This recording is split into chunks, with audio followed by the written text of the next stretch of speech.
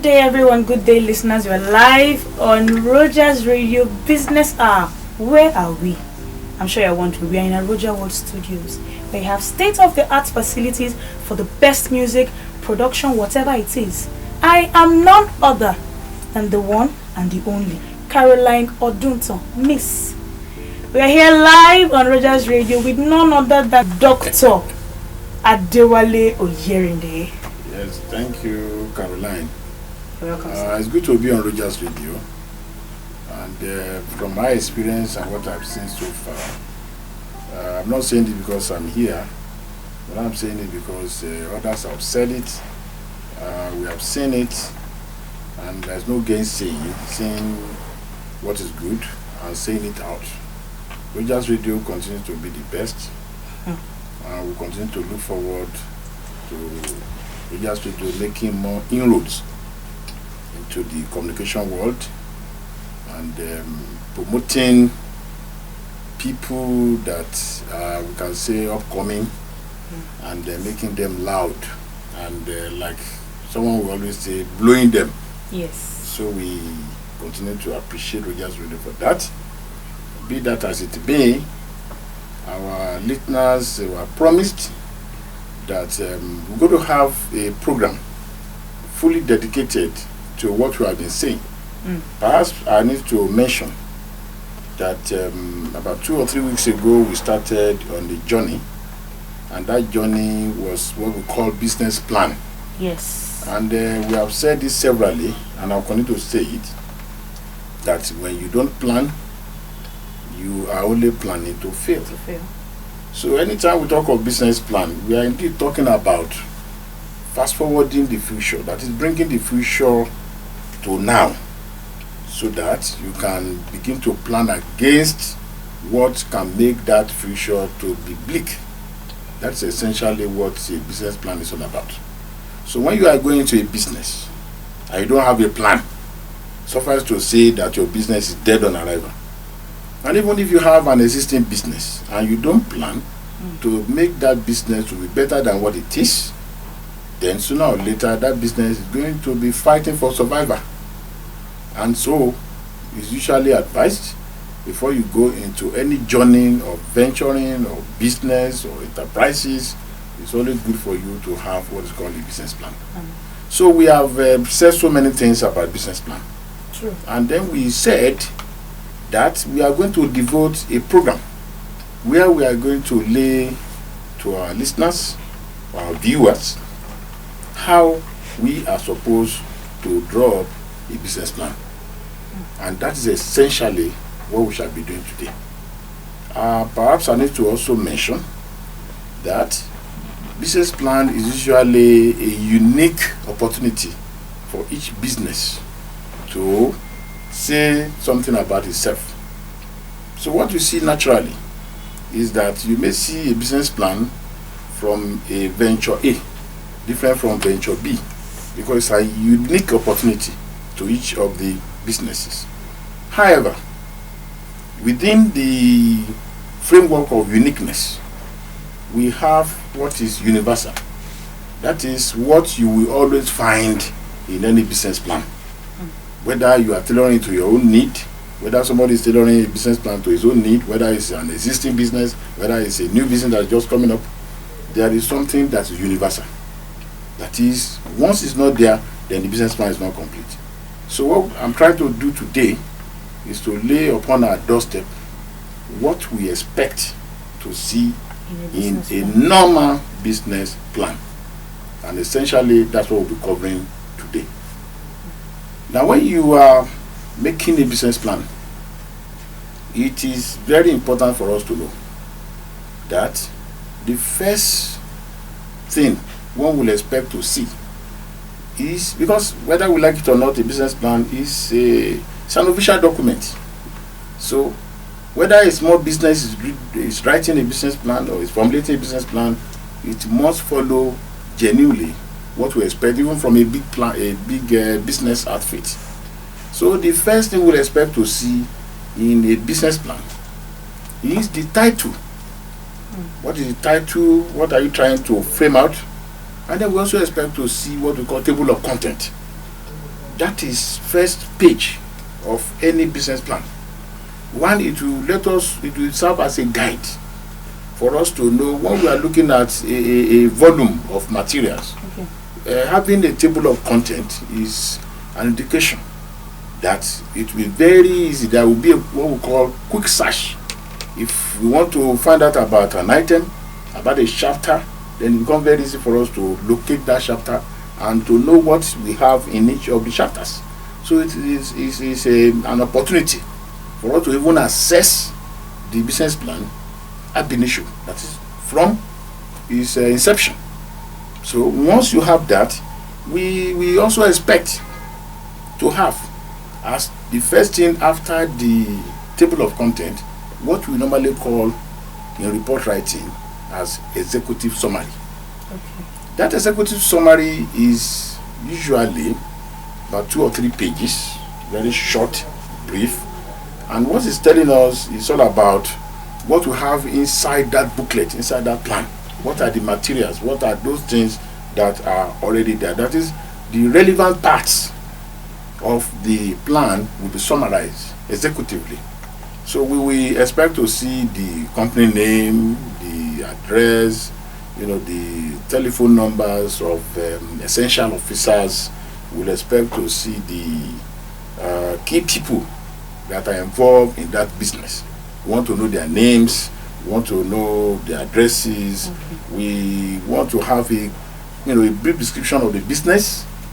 What of the products? What services are they going to render to the customers? We want to have an overview of the products and also things that will be essential to be known by someone who wants to go into that business plan. Okay, so sorry to cut you short, sir, Yeah. but you mentioned table of contents. Yes. What are those things you expect to see in the table of contents? The table of content is simply what and what to expect to see inside that document. Okay. Like I said, the business plan is like any other official document and is usually coming in a volume. And the best form of revealing what you have in that booklet Okay. is through what is known as the table of content. So the table of content will tell us what to expect, what to see in that plan. For instance, we said we will have what is called executive summary. Yes. So in the table of content, it will have said executive summary, page 3. Okay. Talking about this, financial summary, page 20. Okay. In that order. So if I'm interested in the executive summary, I simply look at the table of contents. Oh, it's on page 2. Okay. So I quickly go to page 2 and I see what I want to see. So the table of content is more or less like a summary of the summaries. It's revealing to us what to see, what to expect in the booklet or in the plan that we have prepared. So it's a very good developer. It's a very good thing to have such. So it doesn't make people to be wondering and to be loitering around within the booklet. Where is this? Where is that? So that summary page will have given you that insight into what you have there. So that's essentially what the table of content is all about. It will reveal what and what you have and where to locate them. So it's simple to go through the plan. So you have the executive summary, like I was saying.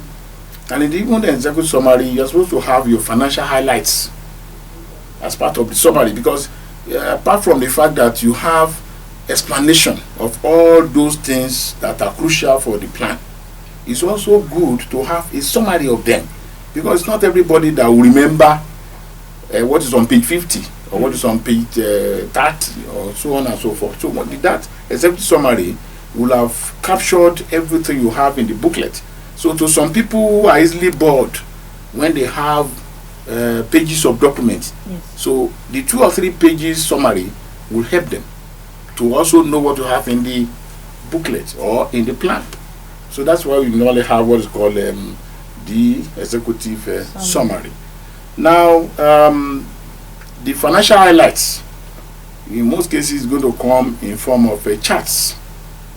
In form of charts that will tell us, okay, This is our earnings. This is what we expect to earn within 3 years. Okay. For a new business, for old business, this is what we have earned for so and so period. So all this comes in naturally in what we call appendices. Appendices are those attachments, because when you begin to attach so many things, it becomes unwieldy too. So here we have a section normally devoted to what we call as appendices, and the appendices are those items that are also crucial to the business plan that want to reveal, and we don't want to put them inside the main booklet, so it's necessary that they become boring, and when you see too many charts, it begins to weigh you down. So that's why we have that as appendices. Now after the executive summary, you need to give the vision and the mission statement of the firm. Okay. And perhaps I must also mention here, like I said, the preparation of business plan is not limited to a new business.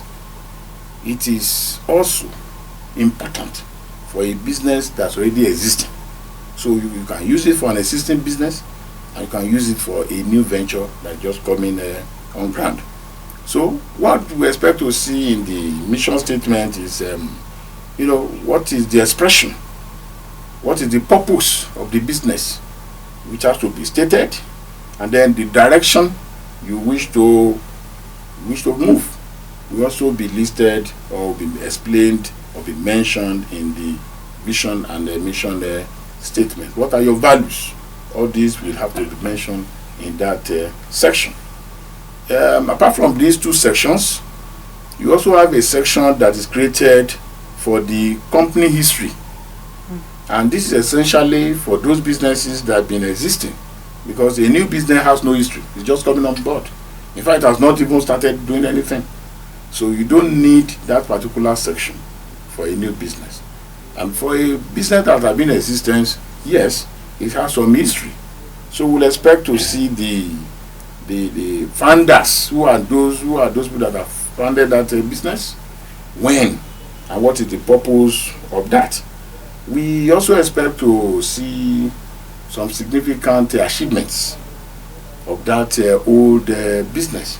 Okay. Because if a business has been existing for some time, we'll expect that business have achieved some measure of success, and it's the high time for you to now showcase these achievements that you have made over time. So we expect to see the operational highlights, that is how the business has been operating, and what has been its key achievements. Like I said, all this will have to be highlighted, because the business plan is an opportunity for a business to sell itself to investors, or even to lenders, or people who wants to bring in money into the business, or who want to even lend money to the business. We call them investors or lenders. So these are the two groups of people that normally, are interested in such a plan. Okay. And so if you are going to attract investment, then you need to tell people what you have done so far, what you have achieved. All these have to be stated in the business plan. It is also important for you to mention the business and the industry profile. Okay. For instance, if you are going into a business, that is not the first business in that industry. Industry is a collection of firms, the aggregate of firms in one particular area of business activity is what we call the industry. For instance, we have the banks, and they make up what's called banking industry. You have people in the FCM, you call them fast consumer moving goods. They are in that sector. So each area of the economy has its own sector. So if you are going into a particular sector, there is need for you to know what happens there, and all these have to be expressed in the business plan. So you must be able to tell people who are going to look through the business plan that you are indeed knowledgeable in that industry. Because if you go into an industry that you don't know what happens there, then you are telling the investor or whosoever wants to lend money to you that you are a novice, and nobody wants to put his money where he will not going to get it back. So that section is an opportunity to tell the world that you indeed know what is happening in that industry. And then in that wise, we'll expect you to state in clear terms what is the outlook for that industry. What are the key success factors that you expect in that industry? What of the growth rate? What are key or significant ratios that you need to let us know, which is just to let us know that you are vast in that particular area of that sector that you have chosen to put your business in. Okay, sir. We also expect to know your business strategy, which is very, very important. And then, you see, it's all about telling us what are the strategy that you need, in order to meet and beat the competition.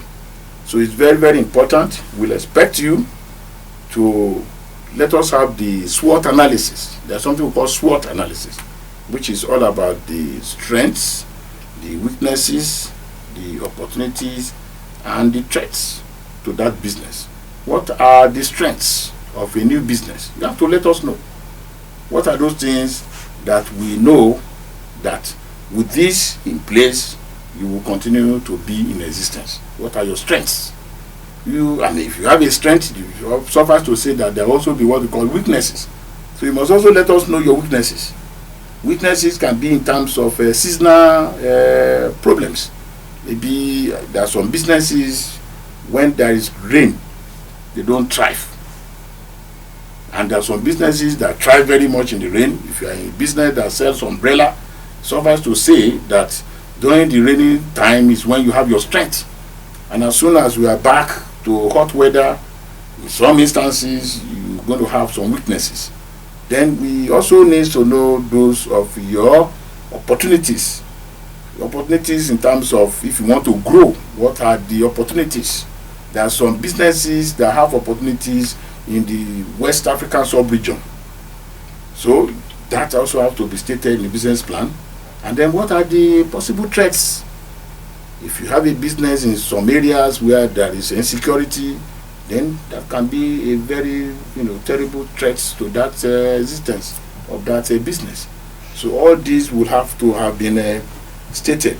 We also expect you to let us know your competitive strategy.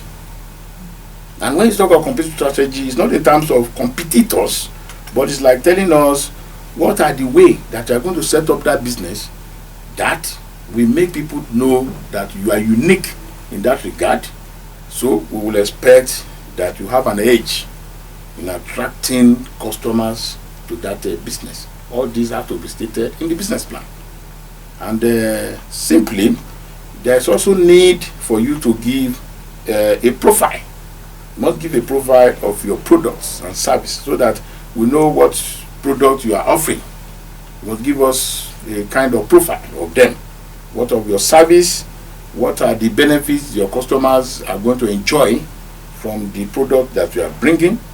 And then what are the warranties? What are the guarantees that you're going to offer? And then you also need to let us have your unique selling proposition.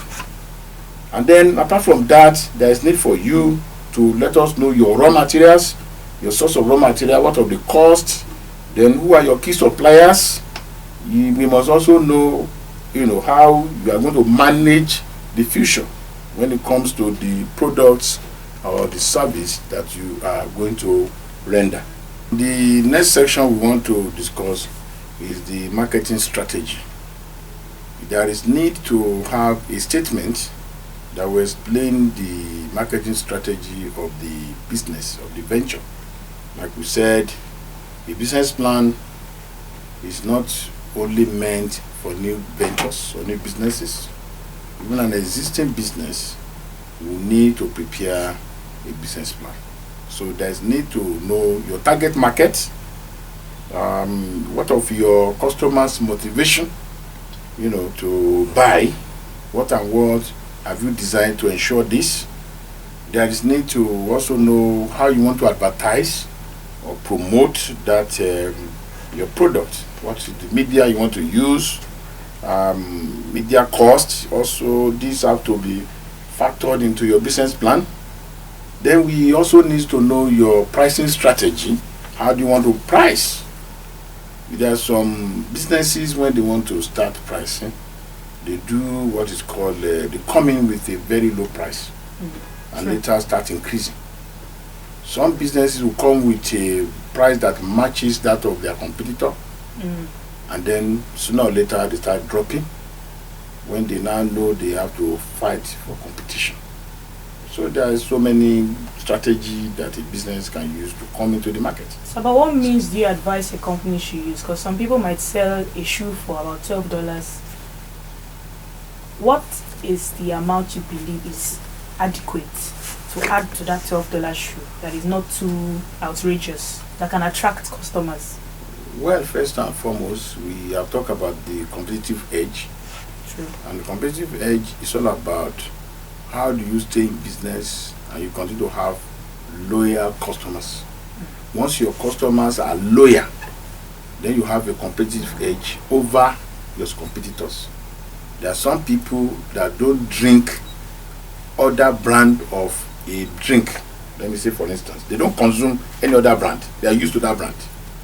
And even if you give them the best brands, the better that brand, they will still drink that their brand because that's what they believe in.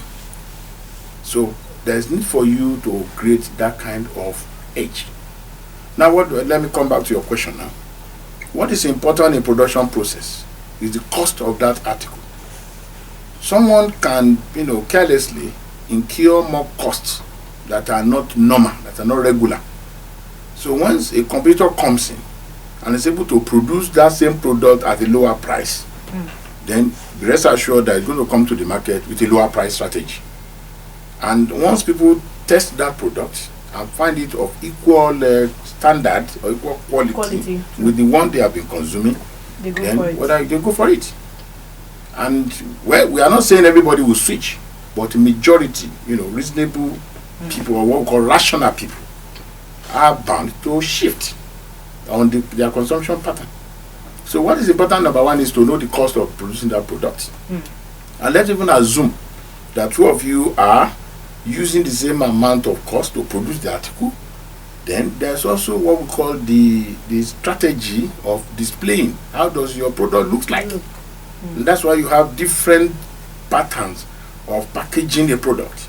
Somebody will package his own in one one carton, very dull carton.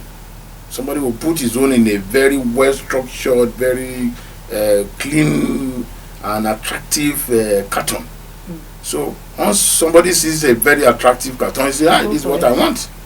It does not mean the quality is better, but the way he has packaged, for people to see. So at any point in time, it's usually good for each business to know what it pays.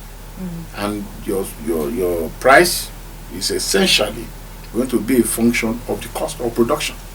Otherwise, if you don't factor that, then sooner or later you are going to be selling at a very ridiculous price that is lower than your cost. And once that happens, you start losing capital. Business is on its way out. So essentially, it's usually there's no strict jacket of what price to use when you are coming to the market. But it's usually good for the business to have done what's called a feasibility study. And that feasibility study will have revealed so many things that happen in the market. And that can help that business to go on a strategy that will ensure that that business continues to be in existence. Because if you price and you outprice yourself, then it means you are going to have an issue. So can you brief us on that feasibility study? Those little things one has to consider when it comes to feasibility study. Just a brief explanation on that before we go back to. Well, like if you have not forgotten, there are some things we have promised our listeners and viewers. One of them is what we are trying to do now. Is to give them a detailed account of how a business plan should look like. If you have, I want to also have a quick remark or a quick recap that we have even promised two things in the past. One, we have said we will devote one program to let us understand how to conduct a feasibility study. And then we also talk about one other thing, that is how to choose a form of business organization that suits that business that you want to go into. We will discuss it in the course of this discussion. Okay. But be that as it may, a feasibility study is just a means of testing the ground, just testing the market. So, in conducting feasibility, you will have look at one, what does customers need at the moment? What is their need? Then, how have this need been satisfied? Is there a gap? Is there no gap? If there is no gap, that's not a business to go. So if there's a gap, that will tell you where to go. Each business is set up to satisfy some amount of, closing a gap. Because if you set up a business that's not closing any gap, then that means that business is not really needed in the first instance. So the feasibility study is a means of knowing the areas of gap. For instance, and these gaps are not even, they are not the same. The gap you will see in, say, Lagos East may not be what you will see in Lagos West, and that may not be what you see in Lagos South or Lagos North. So each of those areas have their own need, their own gap, which a business will discover and tap into, and that will lead to the existence of that business. So that's the more or less, that's one or two things I can say for now on what the feasibility study is all about. Now, apart from what we have said, we also need to know the location and the layout of the structure or layout of that firm or that business. So what's the location? Where do you want to put it? Why do you have to put it in that place? What is the traffic all about? How are you going to get your customers?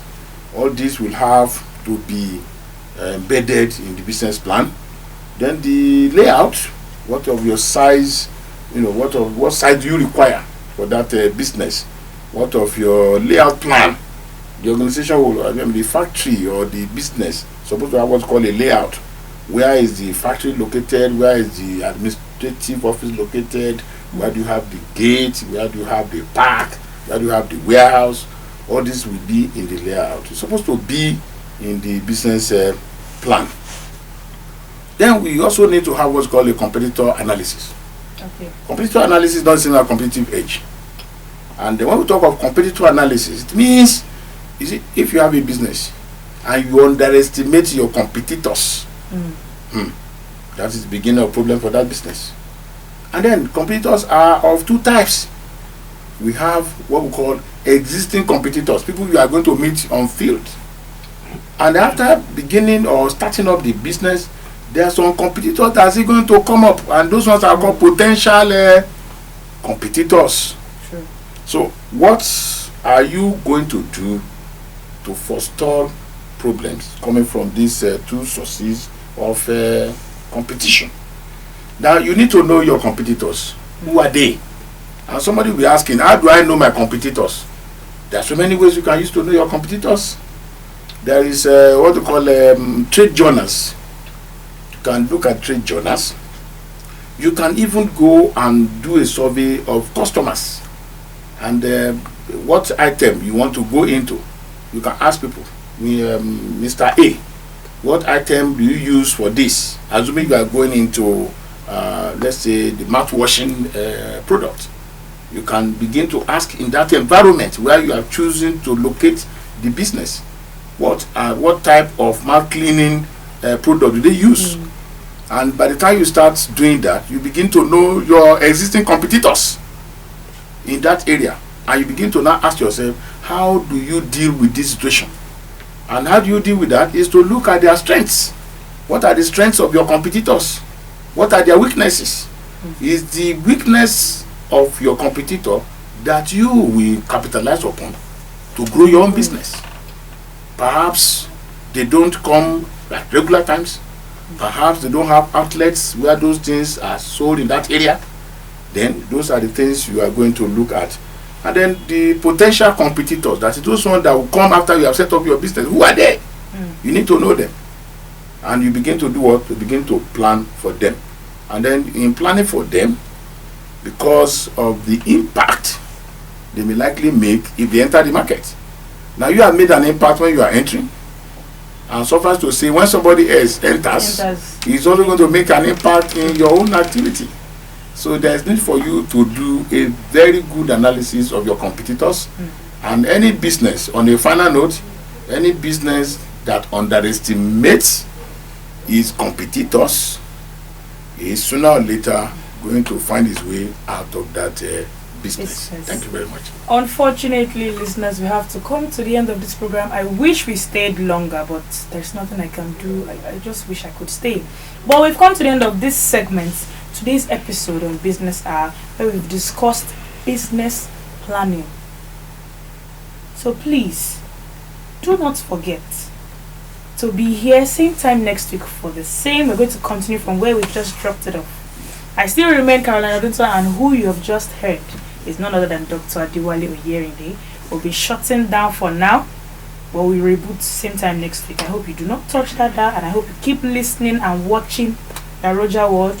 Stay listening to Rogers Radio. Please and please, I want to give a shout out to the crew, none other than Shegun Oduwole, the social media manager, the DOPs, Mr. Donya Jibade, the sound man, Joy Otuchibere. I've never gotten how to pronounce her surname, but she's one of the directors. Peter Idowu. Everyone is there, the lights man, everybody behind this camera that you cannot see but I can see. Shout out to them, to the CEO of Aroja World of Entertainment, Reverend Apostle Leslie Albert, and his amiable, silk, soft, beautiful, fair and Oyinbo Papa wife. Reverend Mrs. MV Albert, shout out to you, ma. Shout out to Ogwedu Seafoods that keeps me looking fresh and clean. It's fresh fish, fresh anything fresh. Rem Joker for feeding me and making me this chubby. Yes, sir. Yes, we have to give a shout out to all of them. Yes, sir. So happy Easter, people. I hope you enjoyed today's episode. Bye.